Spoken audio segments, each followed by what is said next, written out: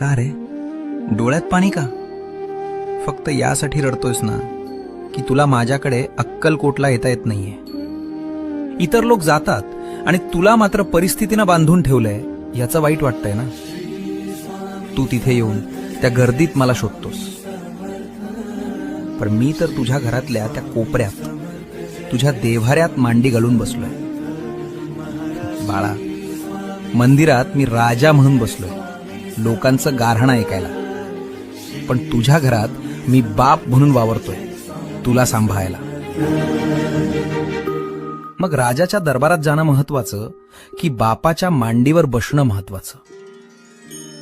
त्यामुळे अक्कलकोटला येता येत नाही याची खंत करू नकोस. आत्ता याच क्षणी डोळे मिट आणि बघ, मी तुझ्या समोर उभा नाहीये, तर मी तुझ्या आत बसलोय.